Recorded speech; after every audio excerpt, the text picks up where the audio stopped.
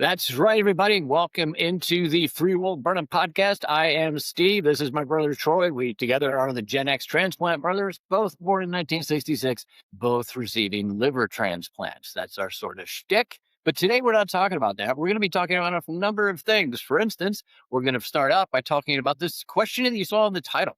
Do our votes even count anymore? We're then going to move on to this whole idea of loyalty politics. Has that become the new cancel culture? Remember, cancel culture sucked. Now we have this loyalty politics thing playing out in real time, even this week. It's been in the news. We'll look at some of this. Then we're going to talk a little bit about how increasingly Americans are feeling somewhat politically homeless. Like, where do I even fit anymore? Am I this? Am I that? I mean, certainly we know what we're not, but it's getting increasingly hard to figure out who's really on our team, so to speak. And then we are going to officially today introduce something that we've referred to a number of times, and that is Troy's rabbit hole, where Troy's just going to go with whatever he wants to talk about, and the rest of us are just going to have to deal with it. So today, Troy, how are you feeling? All right. We'll find out. I have not got a rabbit hole I've crawled into as of yet, but certainly will find one. I always Yes. do. Well, let's be clear about this up front and for everybody, Troy, what this episode is not about. We're not talking about stolen elections. We're not talking about rigged ballots, internet conspiracy, tinfoil hat type stuff. Is it time to storm the Capitol steps? That's not what we're doing. What this is going to be about is more more visible, and honestly, I think probably a lot more dangerous. And we're talking about donor control, party enforcement, political branding, media pressure, politicians who sound one way when they're coming up through the ranks, but then suddenly when they get to Washington, they slowly fade into something unrecognizable to the voters that originally voted for them. And I think a lot of us, Troy, you watching today, you're probably looking around the right number and wondering, hey, what does that sound? That's my cuckoo clock. Do our votes actually matter? And why were we even taught that they mattered? Have they been mattering much? Really, if you think about it? And we're not saying are the ballots being counted or whether representation is still even real. It's more that politics seem to be following a script now. And once that machine turns against you, you're out. And it happens so fast. And that brings us to the first one that I want to talk about now. Let me share the screen with everybody. The situation that happened, and I don't, as far as politics go, we're using today because it's happening today, but this kind of stuff has been going on for quite a while now, particularly in the last two administrations. It's really Biden and Trump. Okay. And I'm not picking on either one of these because it's not about them and it's not about the political side. It's about the way that both of these seem to be following a same kind of script. We have over here the situation where Representative Thomas Massie loses Kentucky. All right. This guy had been there since 2012. And to primary challenger Ed Galerian, another victory for Donald Trump is the way that it's shown here. And there's Massey, but of course he lost this. But let's look what it says here. This is from the AP. Kentucky U.S. Representative Thomas Massie lost his Republican House primary Tuesday, becoming the latest Republican lawmaker to anger Donald Trump and fall to a primary challenger, excuse me, backed by the president. Okay. We're not going to go into the details here, but part of what I want to talk about is this part here. Like I said, 2012. And the biggest thing that seems to be the stickler is that this guy, Massey, who frankly I was not really familiar with. I don't keep up at that level of politics as much as probably some of you do. But Jeffrey Epstein files. He was on Donald to release these things. And of course, as you've seen in the media, that hasn't happened. And why hasn't that happened? And who knows? And so it's also the most expensive House primary in history.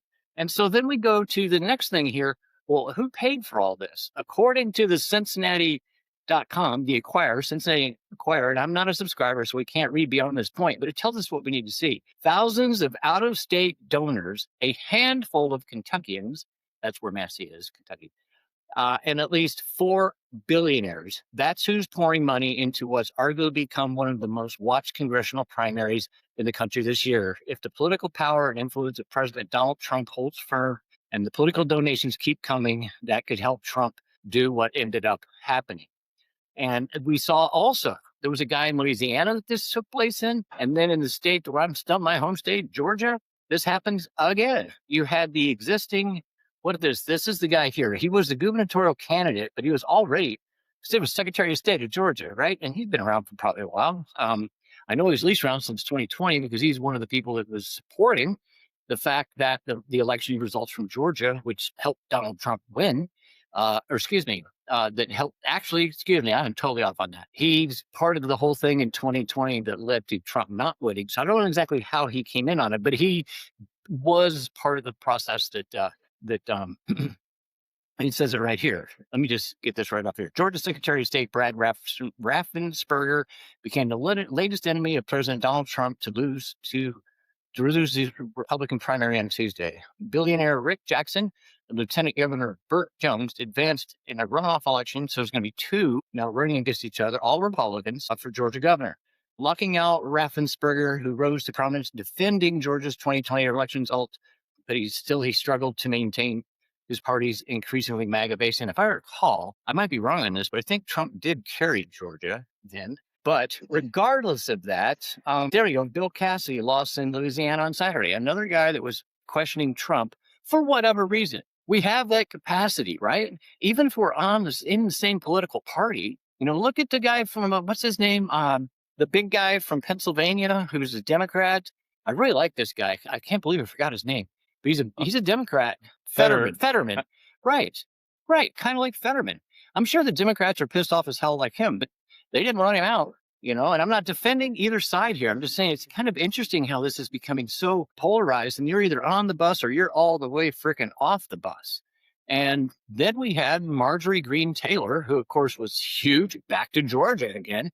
This was a woman at first that I was kind of like, wow, she was kind of extreme. I was, still living there at the time. But she was very much instrumental in getting support for Trump in the 2024 election and totally on board. She was as MAGA as it got, right? And she was pressing for release of the Epstein files, again, the Epstein files. And suddenly then she gets blackballed and she gets like tossed out and humiliated. It was pretty nasty the way that all went down. And now she is saying, check this out. Greene says Trump told her his friends would get hurt by the Epstein files. Says here, this is from MS Now. Yes, this is the PMSNBC website formerly, but still at the same time, news reporting is news reporting. And Marjorie Greene Taylor has said this. This was just the best article I could find. It had it all in one place. President Donald Trump told Representative Marjorie Taylor Greene this year that he opposed the release of the Epstein files because his friends would get hurt. That's all we got to read on that. That's it. So, Troy, what we have here, and regardless of your politics out there, folks, I don't vote, and I haven't ever. And I'm not partisan really in either direction. I certainly lean right. There's no doubt about that. Troy, you're firmly where you are, I believe. I'm not trying to speak for you, on the right. But remember how much bitching we were doing about cancel culture a couple of years ago? Has this become that? I mean, just what's some of your feedback up to this point on this situation where once you go against the mainstream, man, you're not just sort of outed, you're humiliated, you're turned into a demon and you're gone. Well, and then it seems to me that the other side will jump all over this story. I think the left wing will be like, well, they've joined our side now because they hate each other. I don't know. Haven't been keeping up on it, but yeah, it seems a little suspicious.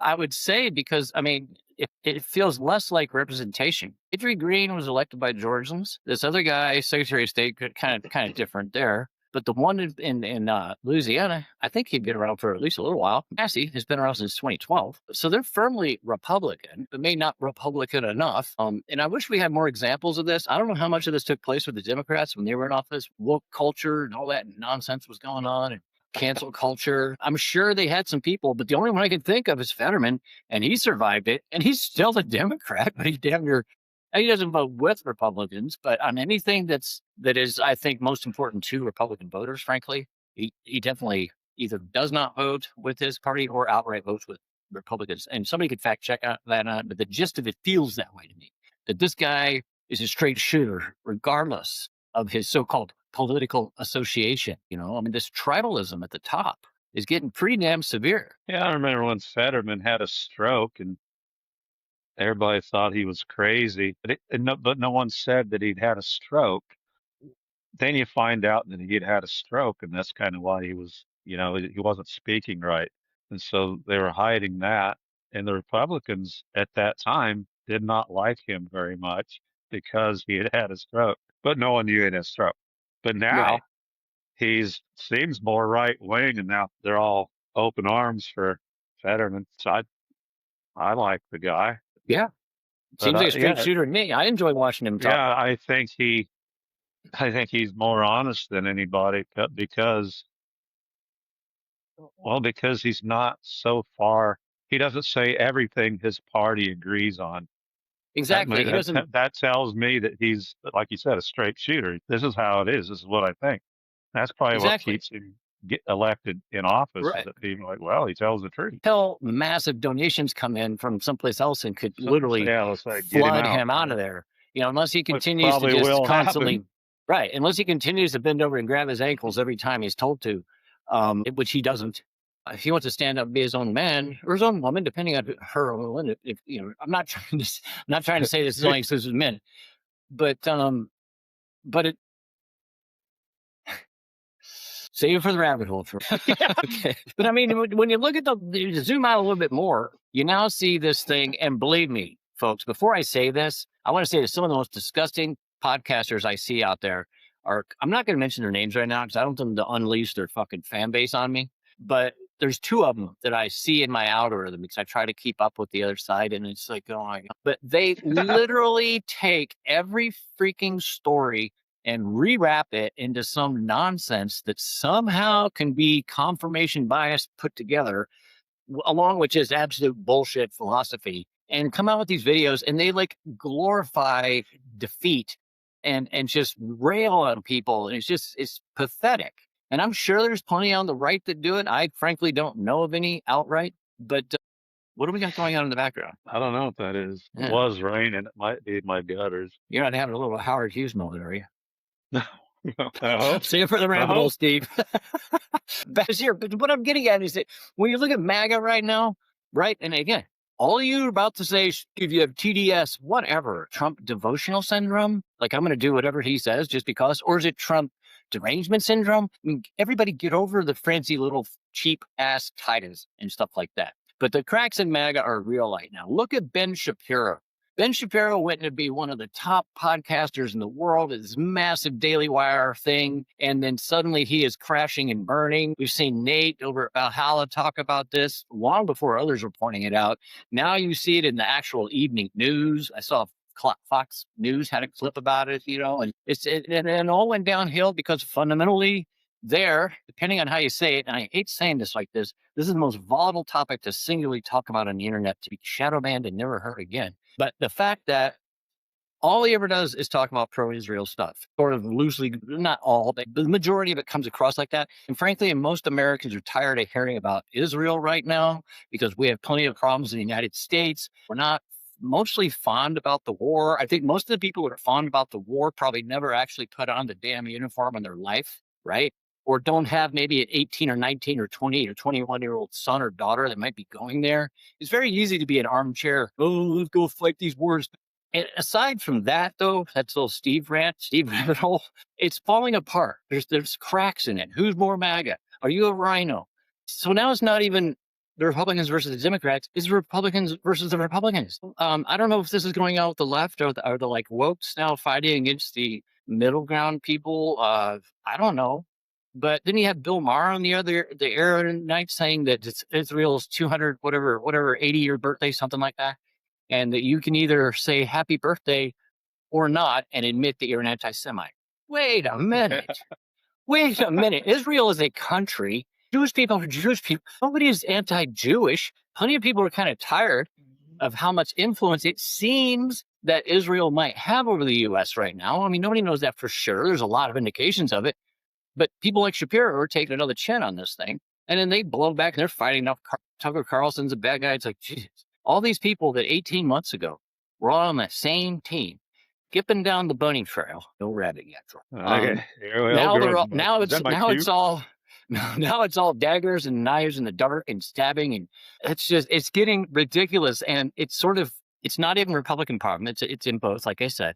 But disagreeing with your own side can't be handled. I think to some degree, and I think a lot of Gen X out there and boomers, and maybe even some of the years, millennials, certainly, and Z, you may be detecting some of this. You have to sort of have been around to see some of the evolution of this to Do you know what I'm talking about? But it seems like we've seen this happen before. It's kind of like when, corporations and businesses started becoming brands instead of being somebody that we worked for and with. Now it's like politics have become brands, and unless you support the brand, you're out. I think that that's pretty freaking sad. We voted. I'm going to sound like I'm anti-Trump again, but I'm, whatever. Say whatever you want. But remember, we want to run the country like a business. Success. Yeah. Now it's a brand, and if you don't like the brand, if we're Coke and you're Pepsi, you're out. Yeah. We're no longer cola together. So, what do you think about that, Troy? Do you see any unity? You're a Republican voter. Do you see any unity in the Republican Party right now? No, but I'm not paying attention. I know when Tucker Carlson and my favorite, Candace Owens, she seems to have gone off the deep end in insanity, but she worked for Ben Shapiro. And, it's just weird that people who worked for Ben Shapiro are like anti-Semitic or seem anti-Semitic now. But as far as Trump and his run the country like a corporation, I liked that idea at the time because politics as usual was not working. But I didn't know he'd be running the country with the approval of the corporations. I didn't think that was going to happen. And that seems to be what has happened as to running the company, because the stock investors should be the voters, not the corporations. Mhm. But yeah, the Republicans, I don't know. JD Vance, I don't think wants to run for president. And that's it might be a red flag as to what he knows. Why don't you want to continue this? Yeah. Well, there's all kinds of things that could go into that. One thing that gets me about the JD Vance thing is how fast the young, like 20 somethings, turned on him. I'm sure you've seen the memes of him, the fat version of him, all those goofy videos of him. Like, have you seen when you know what I'm talking about? Yeah, and he was a never Trumper too, which is weird that Right. Trump would pick him. But then Joe Biden also made fun of Obama. And Well, then I think that's why Obama picked him for vice president. Hey, dude, not as forgiveness, but out of spite. Look, I'm your immediate boss now, fella. right. And But that gets back to the beginning when I was talking about how they slowly change the longer they're around. They realize right, it's just conformity is the only way forward. Fuck what the voters think. right, and it has to do with okay, the famous mob saying keep your friends closer or keep your friends close, but your enemies closer. That makes you wonder why Trump picked Vance and why Obama picked Biden, because they were enemies. They're like, I got to know what this guy's really up to. I better keep him right next to me. So I That kind can of makes sense control to me. him. So I Right, can exactly. control him. Right. So I will Exactly. shut them up now. Right. So it's like at this point, we're just looking at two giant political marketing machines Right. constantly scratching it all out while the rest of us are figuring out how to pay the bills, survive inflation, gas prices, the highest worldly prices, I think, on ever. It's just a headline. If it's not accurate, I read it on the Drudge, which itself has become ridiculously toxic. We have Yes. to deal with healthcare, the price of medications, all this dynamics going on with the way families in these days, the breakdown of the family. And here we sound like old school farts. And yeah, we are, because it was better then. It was nicer then. It was more comfortable to have an American society when you could go to a 4th of July picnic and there was a Democrat and a Republican there, and you could still have all the nicest conversations in the world. And you might even talk a little bit of politics, but you wouldn't turn it into combat. It wasn't Yeah. us versus them. It's we are figuring this out together. You can have a differing opinion. That is America. That's why we have freedom of speech. Now it's freedom to say whatever I want you to say. Yeah. You know, it's like every other word could potentially be fired in a crowded theater. No, not one you can't say. No, no, no, you can't say that. You can't go against the popular narrative, whether it's COVID, whether it's any of these things, whether it's questioning the war. You cannot step outside of the box. Once you step out of the box, you're canceled or you're politically ostracized as a rhino these days. Both parties do that. And it's Yeah. time for us as Americans to realize that, because do our votes even count? Or are we voting for brands at this point? The best way to find that out, and that it will never happen, is to just everyone on election day don't vote and see what they come up with, because that's who's going to win it. Everybody go into the ballot box and pretend you voted, and let's Vote see what for the results are. yourself. everybody vote for Every yourself. vote for Or yourself. Yeah, my that favorite one. is Wow. vote for Joe Walsh. Vote for I have Joe Wall. done that Anything. before. Oh, that would be a So hell of a social experiment if you could pull it off. If you could have one no one community. will do it because they'll be afraid. What if nobody does it? But I think everybody should vote for themselves and then Right. see who they come up with, because whoever they come up with was who was going to win anyway, in my opinion. Right. Exactly. It would be interesting if everybody in one district went in and voted for Joe Walsh. Let's see what the results are. Joe also You be know. like, "Hey, Well, no, I Joe didn't." Walsh would probably never find out. That's the point. Right, It would be whoever they wanted to win. Joe Walsh wouldn't matter. They could say, "Oh yeah, Richard Nixon got more votes." right. You know, Then what are you talking about, Joe Walsh? we'd be Right. voting for the Rocky Mountain Way, Exactly. better than the way we had. That's right. Where's Joe when we need him? Come on, man. Yeah. I really need to hear that slide right now. Okay, Troy, that's about all. You've this is it, man. Your first and only drum roll, please. I think I might even have that. Let's see. Like at me in real time. Drum roll. We have this. This is the closest we have. Oh no, Troy. It is time now for Troy's rabbit hole. Take it away, Troy. What are you going to take it? Where are you taking us today? Well, since we like trips, let's talk about mushrooms, LSD, and DMC. He just killed the video. Those are going to be seriously saying those words and how bad they are. So anyway, you go down the rabbit hole. Okay. Well, I'll tell yeah, certain things. Well, so the science and the mathematics behind these things seems to be quantum physics. So my rabbit hole that I personally went down into is quantum physics and how they've come up with how there could be a parallel universe or an alternate reality through quantum mechanics. And other scientists have coming up with that is a bunch of crap and it's merely a theory. And that was my conclusion too.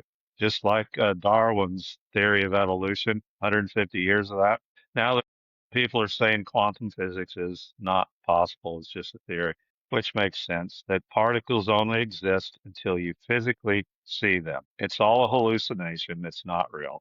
There's my rabbit hole. What do you got to say about that, Steve? Was that quite a hole? I promised that I would not counter it outright, but I can't say anything more without doing that. So, Well, feel free, man. we need to first understand the evolution of quantum theory into quantum mechanics, and then also what we talk about when we're talking about does reality it's change based on something? Yeah, it's something else. I'm not done with it, but I just jumped into it like 2 weeks ago. Good. Last week I had to crawl out because I start get freaked out about some of the things I was finding out. Like, wait a minute, Troy, let's just say this. This was a great first rabbit hole, but I would say pick up the book Alice in Wonderland and start there. No, that was and actually then build part out. of it. That was part of it. There's a lot more you're gonna unpack. 6 months from now, if you keep it on this, you're gonna I'm not gonna say you're gonna be smarter, but you'll be more informed about these things and probably have a different take. Let's put it like that. But I would say this, when it comes to reality, is reality nothing more than what we see on the evening news or the news feed that we have? Like, for instance, I mentioned I've got a couple of guys that are on my algorithm on YouTube. I leave them there, even though I could say, I don't want to see this channel again. But every time I hit, I don't want to see this channel again, I get more of things that are not that. So if it's a political one, next thing you know, I'm getting some guy talking about what's going on in England, or I'm getting somebody talking about denying the Holocaust or something. It's like, gee whiz. And so if I just went with that, that would be my reality. So without getting into quantum theory and quantum mechanics, just simply the way that narratives are put into us by our own choice. We're doing this. We're not victims of anything. But if we choose to only engage with that, we are comfortable. Can we really understand reality to begin with? Well, see, reality is truth. Truth and lies. The reality of what you see on television is not real. It's a lie. Most everything we see in the news now is just complete fabricated bullshit to favor one side or the other. And that's the reality. Is it's a lie. That is. I agree with that. But it's still the truth shall set you free. Right? That's so true. And that's To me, the truth should be the language. That should just be language. We should never be able to lie. But Well, you know what they say. that would eliminate politics altogether, right? You know what they say, 100 billion years ago, 400,000 years ago, man learned to speak, and an hour later he learned to lie, and nothing has done the same since. Right. So I don't think it's going anywhere, because that lie started the first fist fight, and we're Right. still doing that. Now we're in this new forever war. It's not forever one war. It's forever next thing coming up. We have Iran right now. We have invasions of Bolivia, which is bullshit. I saw a leftist video about this. The United States is Oh not God. invading Yeah, it's fucking just like Bolivia. I almost wonder if the lie is that they want the powers that be. I can't stand that word they. Tell me who they are. Well, I don't know who they are, but the powers that be, we'll call it, almost want to create such a chaotic world with lies that we eventually just won't believe any of it. And Think of then like at that point, when nobody believes anything you say or do, you're free to do whatever the fuck you want to do, you know? the way that you can look at that, and the way that human development has come into governance. There's a school of thought on this. I forget exactly. It's along the lines of Marxism and stuff like that, or how you get people to be a totally Marxist type communist state. Is that the more you freak people out, the more chaos you provide, the more and more freedom they are willing to give up. Look at 9/11. Patriot Act. How long it Exactly. takes. Take off your shoes. We still have to fucking take off our shoes, right? And so the more of that you could put into society, and not suggesting 9/11 was a false flag, not suggesting that. My point being, the more chaos there is in society, the more fear people feel, the better the chance that a knight in shining armor can come riding in and say, I will solve all of your problems, trust in me, and this is what we need to do. And along the way, we sign away all of our rights. Right. And the frequency is fear. Fear has a frequency Fear and is the it's algorithm. negative. Yeah, Fear is every headline. exactly. Yep. Yep. Right. When's the last kind of hopeful headline you see? It's not talking Never. about science or something like, oh, they redid a reef in wherever in Cozumel. And you do see those from time to time, Well, yeah, because nobody wants to buy the good news. Everybody wants fear, because I like how like local news stations used to do that, talk about all this awful things, and then, well, on a good note, the Mesa Fire Department saved a kitty cat named Mittens. Oh, and then they'll show the fire department getting a kitty cat out of a tree, like, oh, the world ain't so bad. We saved a cat. yeah, what I'd love to see one day is a story about how many people were arrested in Chicago this week for various crimes by the police that went through their investigative process. Found this burglar, found this PDF. You know what that means? Can't say it out Yep. loud. Don't say it out. Don't say it out loud. No. Whatever. And did it and got him. And now he's in jail. And now he's going to have to go to court. He's going to have to answer. Who knows what's going to happen? But we don't hear about that. We hear about, oh, the Chicago police showed up and harassed somebody because of blah, blah. It's just negative, negative, negative for every. Yeah. And I'm not trying to be, well, I'm fundamentally pro police. Obviously, my stepfather's a Chicago cop and retired, and I have no problem with law enforcement when it's, it's a good thing to have. And they're out there. When's the last time you heard how many fires were put out by fire department in a given day? And Right. not that we need to hear that, because it's also called doing your damn job. But at the same time, we have tons of good things going on. But the reason we don't hear about it, because A, it's what you're supposed to be doing, and B, it doesn't sell. You put up there, the fire department showed up and accidentally ran over a toddler. Boom. Now that's front page. Right. Right. Pathetic and sad. Yeah, negativity sells. This is where the media is culpable in this whole thing, but yet we are culpable also for ingesting this garbage. Yeah, buddy. But yeah, algorithms are getting out of control. Yeah, algorithms. I think it can really tear at your soul, and you have to just step back away from all of it for a long time. Right, but that's not as easy as said as done. If you look at the neurology of it, because of the dopamine drip that you get from this kind of news, turns into no different than alcohol and drugs. The reason people use these things is because it delivers them dopamine, basic reward circuitry coming up for the mind. And so if we see things out there that make me feel good, oh, my life sucks. Well, it's because of that Democrat. It's because of that Republican. See, it does it right here. That rage actually feels good in a way, and it validates their life, and it gives them their little victim mentality of saying it's all because of them. Therefore, they're taken out of it. So that's why it's so addictive in that way. That's how the algorithm capitalizes on this. And then what happens in addiction is you need more and more and more of it, and faster, faster, faster. So you take in these news stories. Sometimes I've caught myself watching a news story and it's like that, and I get bored with it and have to move on to the next one. I can't finish because I want more of that stupid shit. And that's when I have to walk away. When I catch myself in that mode, I have to just step away from it. Okay, we're And going it to is wrap this hard. up. Yep. I don't mean to cut you off, Troy, but while we're talking about this, I want to tell you about my new thing that I'm binging. And I am out of control with this. I've been doing it the last 3 nights in a row, and I literally fell asleep on my couch all 3 nights watching it. Images around the Drake Passage. And then there's this one. So there's lots of videos about, it's like a 2.5 hour video of going through the entire passage, or maybe a history of going through it. This whole we're at sea doing this stuff. I for some reason, I'll just sit there like spellbound watching this. And I'll realize, my God, I'm on episode 3. And then there's this couple, Alluring Alaska is the name of the channel. And they had this video where they took off from like somewhere in Alaska and went all the way through the Bering Sea, up over Canada, through all the Arctic ice, down through whatever the bay of whatever, all the way over to Greenland. And it's a series of like 14 videos, and each one of them's like an hour long. And I'm with them the whole way. What's this thing called? Alluring, Alluring, Alaska. Yeah. Hey, that sounds good. I love it. I love it. It's so simple. And it's the guy sitting there. Today we're going to have to pull up the mast because there's ice and all this. It's just very mundane. But to me, that's the adventure type of thing. I love right. That's something I'm glad they're doing, because I want to see it, but I don't want to do it. I want to do it. I can't because I have all these meds and I couldn't handle, I mean, shit, my peripheral neuropathy alone, I'd be cramping up half the time, especially with the sea salt. But I would have when I was younger, and I missed that. And that's, I just love that. And I'm glad that that's my new thing now. It's not looking at, Nate. I mean, I love all these other channels I watch with the news, but I tend to do that in the mornings. But I mean, after this, today, the rest of today, I'm probably, after I get this thing cut and put up on the site, we're going to have this up on the page today, the channel today.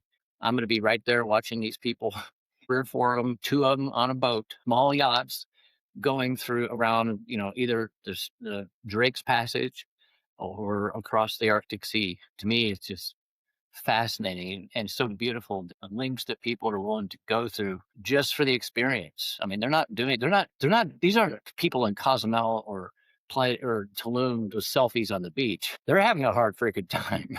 They're not suffering, so to speak, but they're in it. And if they mess up, the video series would stop. It'd be the end. It'd be over. Wow. They would have probably passed on. I mean, that could, well, right. And that's the thing I wonder about some of these channels is like some of these people that they haven't posted in 2 years is like, wonder what the next adventure was and how that went. Bear hunting, polar Timothy bear Treadwell, hunting with Troy. Timothy Treadwell all over again. Who incidentally, I had Timothy Treadwell in my vehicle. You know this story, Troy. I picked him up in Flagstaff, took him up to Northern California when we were on debt tour. A van, he left one of his bags in the thing. And that's how we ultimately realized when that whole Grizzly Man thing came out that in fact but there's the scene in there where he's with all the hippies and they're in northern Arizona. That was us in the movie. That was us. And I still had until I left the United States, I still had what's the Mexican type of parka or shirt stick thing with a hood. Yeah, sort of like that. It was his that he had left in my VW bus. The VW bus that's pictured on this site sometimes. What movie was this? What, Grizzly Man and Timothy Treadwell. Man. Oh, no. Excuse me. No. Timothy Treadwell is different. This is Into the Wild. Yeah. Oh, yeah. See, I've watched Into the Wild. And I might even have his name wrong because one of them is Grizzly Man. It was the other one. It was the End of the Wild. And he ended up being from Georgia. When I ultimately moved to Georgia, I was like, oh my God, this guy's from here. And I talked to people. Much better than the movie. Right. But that's he's the one that died from eating the berries on the boat, Yeah, so you took him from Flagstaff to Northern California. I knew that you knew him. Yeah, on the way to the Grateful Dead shows. I remember him in the back just singing. He knew that I remember it. Anyway, long story. Maybe another episode sometime. Folks, that's all we got here. Troy, anything last to say? No, adios. Now that comes after this part. This is how it ends. This is how it ends at the Free Will Burning Podcast. We'll see you next time, man. Adios. There you go. Peace.